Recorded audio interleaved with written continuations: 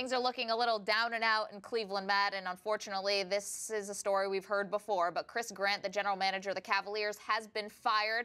What was your reaction to this news? I thought it was inevitable. He was put in a terrible position from day one. He was hired a month before LeBron James made his decision to go to Miami, kind of a last-ditch effort to keep him in town. And ever since then, he hasn't been able to dig himself out of the hole. He had 4 picks in the top 4 during his tenure. He made 1 good pick in Kyrie Irving. The other 3 have been relative flops. He struck out in free agency and trades, and it's pretty much been a disaster ever since he took over, and Cleveland's paid the price.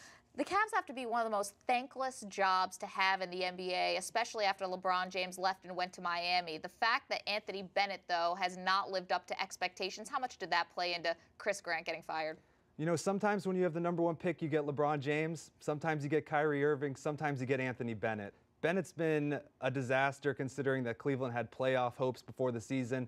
He's a guy who might still pan out down the line, but for a team that was looking to win today, it was a terrible decision. There's 332 players ranked in player efficiency rating, and Anthony Bennett is 332nd, so that pretty much says it all. He is dead last. The Cavs, of course, brought back coach Mike Brown for a second stint last year. Now the team is struggling, and that's capped by a loss to the Lakers where they only had 8 guys dress and 4 guys to finish the game. They eventually let them finish with 5. But could he be on the hot seat now? He is on the hot seat, and it's not really his fault.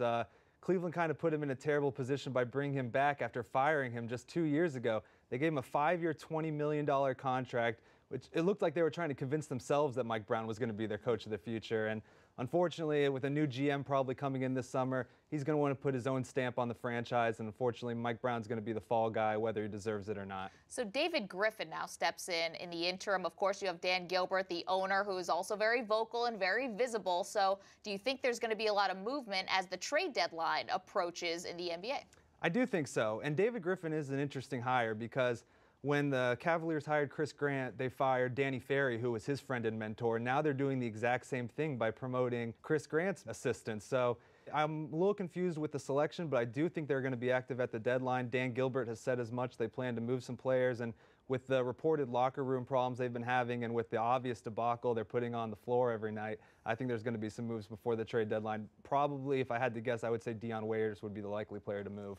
There's clearly a lack of leadership in that locker room, and I think even the people who were spurned the most by LeBron James leaving and taking his talents to South Beach, they perhaps were holding out that glimmer that he would return when he could opt out of his contract at the end of this season. Any chance LeBron goes home? I think there's a chance. I'm not going to completely step on Cleveland's dreams. I think if LeBron's going to go back to Cleveland, it's going to be because of family and friends. It's not going to be for basketball reasons. He could go to any team in the league. He's won 2 titles in a row with the Heat. He's probably going to win a 3rd, or at least is favored to. If he was going to go anywhere else, it wouldn't be for basketball reasons. It would be for family and friends. Sunny skies, though, looking pretty sunny in Miami. Cleveland looking a little dysfunctional. Matt Dollinger, our NBA producer, thanks so much. Thank you.